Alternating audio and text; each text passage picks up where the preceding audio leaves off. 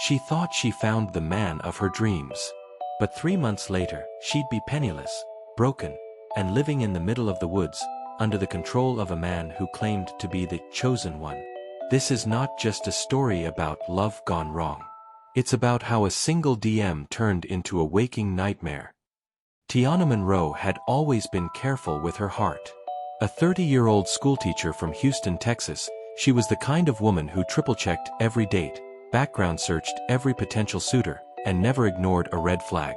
She was kind, soft-spoken, and a pillar in her church and her community. Everyone loved Miss Monroe. So when he entered her life, it didn't feel like a risk, it felt like a blessing. It started on Instagram.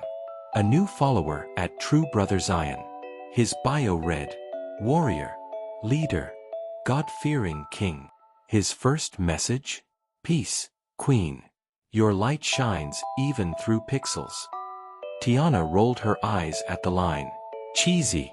But his profile showed something different. Pictures of him praying, feeding the homeless, leading Bible studies.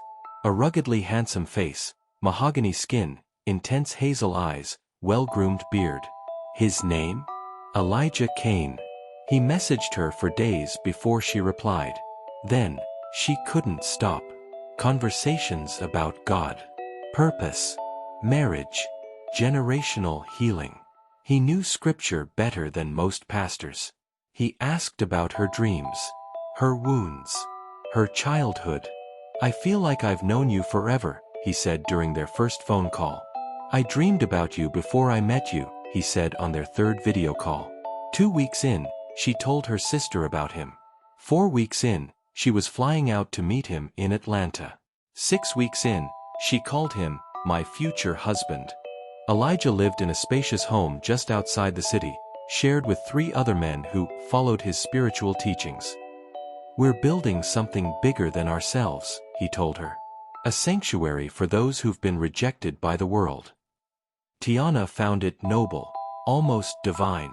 His friends called him Brother Elijah, and treated her with reverence. She met women too, modest, soft-spoken, dressed in flowing skirts and covered heads. They cooked for her, cleaned for him, called her Sister Tiana. By day 2, it was surreal. The week flew by in prayer circles, sunrise meditations, and community dinners. Elijah never pressured her sexually. When we become one, it'll be in covenant, he whispered as he kissed her forehead. Tiana returned to Houston glowing. She told friends she was finally safe in love. That Elijah might be the one.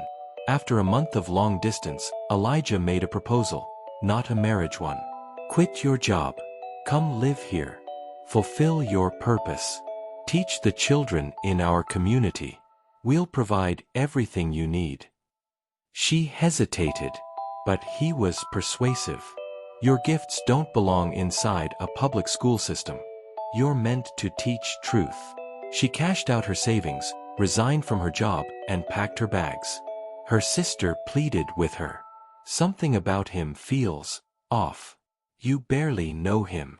But Tiana shut her down. You just don't understand what it feels like to be chosen.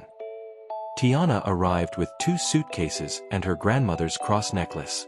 But this time, things were different. The house was now full. 9 women, 6 men. Some with children. Everyone now called Elijah, Master Eli. Phones were collected to avoid government surveillance. She was assigned a room with 2 other women. Meals were timed. Prayers were mandatory. Everyone wore white. It's just structure, Elijah said. Order is love. She tried to adapt. She journaled, prayed, told herself it was temporary. Until the doctrine sessions began. Every night, Elijah preached in the basement. Women sat on the floor. Men on chairs. Children silent. He talked about spiritual warfare, divine suffering, and the evils of the Western mind. He claimed God spoke to him directly, that he had visions of a new Eden, and they were the chosen few. He spoke against banks, doctors, schools, He said marriage was a man's right, not a woman's privilege. He introduced polygamy. Tiana's stomach turned. "I didn't come here for this," she whispered to one of the women. The woman didn't respond. She just looked down and whispered, "Don't let him hear you." One night, Elijah called her to his room. He sat on the bed, calm, smiling. "You're special, Sister Tiana. But your pride is blocking your purpose." She didn't understand. Until he stood, locked the door, took off his robe. "We must consummate our divine union. Resistance is rebellion. Rebellion is sin." She said no. He didn't care. He raped her. Afterward, he kissed her forehead and whispered, "Now you're finally one with me." She tried to leave the next morning. Her bags were gone. Her ID, missing. A man named Brother Ezekiel followed her everywhere. "You belong to us now," he told her. "Elijah said you're not ready to face the world." Tiana was trapped, robbed of her money, violated, held hostage. No one outside knew. No one could come. She wasn't the first. And unless she escaped, she wouldn't be the last. After the man she loved raped her and locked her away, Tiana Monroe knew she had two choices: survive or disappear forever. But in a compound deep in the woods, watched day and night, without a phone or ID, how do you run when even your thoughts are being monitored? Tiana was no longer a girlfriend. She was now one of Elijah's wives. He assigned her a number, Wife 6. She had a new name, Sister Light. Her only clothing? White robes. Barefoot. Head covered. The community, as they called it, had grown. Now 21 women, 14 men, 8 children. The compound expanded into multiple cabins, all deep in Georgia forest land. No cell towers. No Wi-Fi. No roads in or out, just a dirt trail accessible only by quad bikes. She was made to cook, clean, and serve the order. Elijah visited her room every 5th night. And every 5th night, he raped her, calling it spiritual alignment. Tiana cried silently. At night, she'd mouth the words to old gospel hymns under her blanket. Her body was breaking. Her spirit, bruised. But not broken. She noticed something.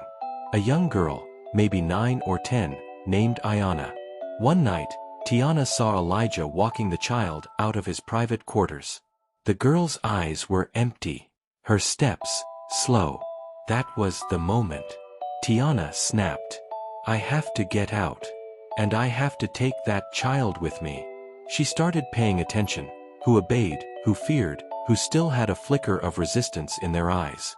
She found one, Zariah, wife number 2. A 27-year-old woman who had been there for 5 years. Zariah limped from an old injury. She rarely spoke. But one night, after a community prayer, Tiana whispered, "I know you want to leave." Zariah didn't answer at first. But days later, she left a tiny note in Tiana's shared laundry basket. "There's a delivery truck. Once a week. Thursdays. He doesn't know what this place really is." It was a window. Small, but real. Every Thursday at 3 p.m., a man named Manny delivered dry food and fuel from a local supply company. The compound traded cash, likely donated by new members, and avoided suspicion. If they could get to the truck unnoticed, they could hide in the back. Escape. Expose Elijah. Save the girl. But the plan had one flaw: they'd have less than 3 minutes between unloading and departure. Over the next week, Tiana quietly taught Ayana how to read numbers on a clock. She began slipping bits of food into a pouch, sewing a small cloth bag and hiding it in a broken ceiling panel. Zariah stole back their IDs. One night, during Elijah's sermon, she faked a fainting spell. While the men carried her to Elijah's healing room, Tiana snuck into his office and retrieved her passport and the girl's old school records. They rehearsed the route from the sleeping quarters to the side delivery gate 10 times in their heads. But there was one more problem. Brother Ezekiel, Elijah's most loyal follower, Ex-military. Cold. Calculating. Always watching. He'd begun noticing something. On Wednesday, Tiana was summoned to Elijah's room. But this time, he was different. "Something in your spirit is shifting," he said as he poured wine. "You need to fast. Cleanse. You're becoming toxic." Tiana smiled, eyes lowered. "I'm ready to obey, Master." He stared at her, then nodded. But deep in her gut, she knew he was suspicious. Thursday, 2:57 p.m. The compound was quiet. Elijah was deep in meditation. Zariah was preparing herbs. Ayana was told it was a game, hide and seek. Tiana grabbed the child's hand. They darted past the community room, toward the west fence. 2:59 p.m. They reached the delivery truck as Manny pulled the last crate. Zariah was already inside, lying flat in the corner beneath old tarps. "Please," Tiana whispered to Manny, "don't say anything." He looked at her, confused. But something in her eyes, raw fear, desperation, pleading, froze him. He nodded and shut the doors. 3:01 p.m. Screaming. "Where is she?"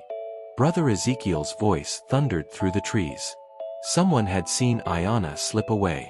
Tiana held the child tight. Zariah gripped her arm.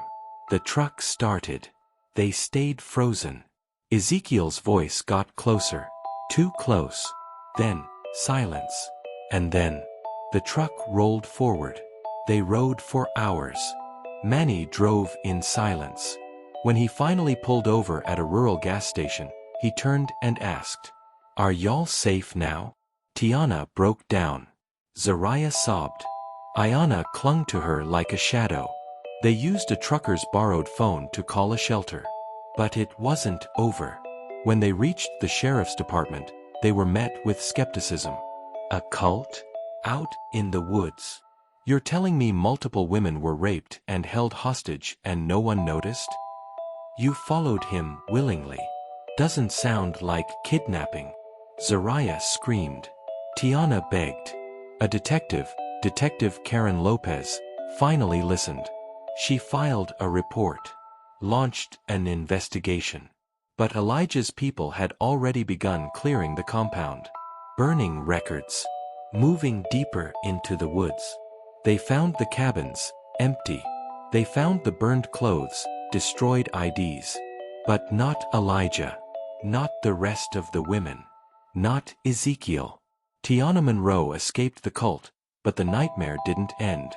The man who called himself Master Eli vanished into the woods with his loyal followers.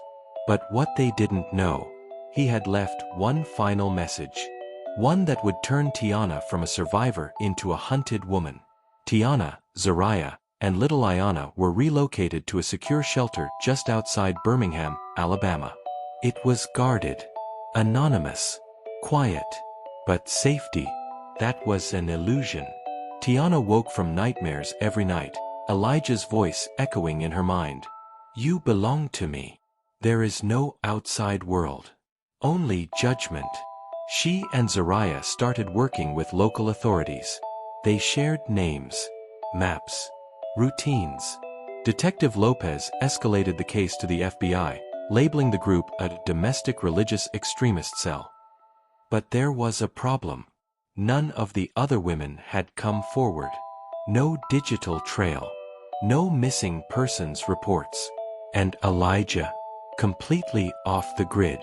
2 weeks after their escape, a package arrived at the women's shelter. No return address. Just a single USB drive inside. And a note, "Play this. Truth shall be known." Tiana hesitated. The staff called authorities. The FBI examined the drive and approved playback under supervision. What played was a sermon, pre-recorded. Elijah stood in front of a burning fire in the woods. Shirtless. Eyes wild. Voice calm. "Sister Light has broken our sacred trust. She allowed the world's poison into our Eden. But my flock, my righteous ones, know this, the serpent must always be hunted." Then the camera turned, showing dozens of followers standing silently in the background, each holding a candle, each chanting, "No traitors, no traitors, no traitors." Then, a close-up of Ayana's old teddy bear, burned and nailed to a tree. The video ended. The FBI issued a regional threat warning. But law enforcement was overwhelmed. The cult had no official name, no formal structure, no known headquarters. The only lead came from Zariah, who remembered Elijah once speaking of the Red Cabin. She described it, an old church retreat deep in the Appalachians, abandoned after a fire years ago. That tip led investigators to a burned-out structure in North Carolina, where signs of recent habitation were discovered: ropes, food wrappers, ash circles, and a message written in charcoal on the wall. "The prodigal woman shall return, or the fire spreads." Then came the doxing. Tiana's new alias was leaked online. So was Zariah's. Photos, shelter locations, even Ayana's name. Accounts began popping up on social media with usernames like @TheRighteousOrder and @BringBackTheWife. Messages flooded her inbox. "Elijah is love. You are filth. The day of reckoning is coming. You left the garden. You'll die in the wilderness." Zariah broke down. Ayana had night terrors. The shelter moved them again, this time to a private safe house under federal protection. But then, Tiana got a phone call. Blocked number. A voice she hadn't heard in weeks. "You have 3 days. You were chosen, Sister Light. The punishment for rebellion is fire. You have 3 days to come home, or the child dies." It was Elijah. And he wasn't bluffing. The FBI traced the call to a burner tower near the Tennessee border, but by the time they arrived, the tower had been dismantled. Elijah was moving. Fast. With help. The FBI proposed a risky plan. Let Tiana go public. A controlled interview. Recorded. Broadcast. But disguised as a live stream, to bait Elijah into action. They crafted the message carefully. Tiana sat in front of the camera, her voice calm but steady. "To any woman still inside, you are not lost. You are not damned. You are not alone. I got out. You can too." She stared down the lens. "And to Elijah? I'm not afraid anymore. You can hide behind scripture, behind fire, behind fear. But the truth will burn brighter than your lies." The video aired across major platforms. Then they waited. 2 nights later, 2:41 a.m. Motion sensors triggered at the perimeter of the safe house. 5 individuals. Armed. 1 woman. 4 men. FBI agents swarmed. Gunfire. Screams. Smoke grenades. When it cleared, 3 were arrested. 2 escaped. One of the men, Brother Ezekiel. He refused to speak. But in his pocket, a map. A marked trail, leading to a new compound built in a ravine near Pisgah National Forest. FBI launched a full tactical raid. Inside, they found 12 women. 7 children. All malnourished. Some had been there for over a year. But Elijah, gone. Again. 6 months passed. Tiana began rebuilding her life. Quietly. She worked with survivors. Wrote a book. Ayana was placed with a loving foster family, with Tiana as legal guardian. Zariah began therapy and helped create an underground network to track cult recovery victims. Then, a break in the case. A man was pulled over in Idaho for a broken taillight. No license.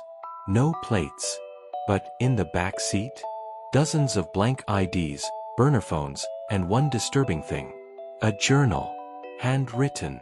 Page after page of divine visions. At the end, a signature. Elijah Kane. The one who cannot die. But the man wasn't Elijah. Just a follower, trying to carry the message. The cult was splintered, but not destroyed.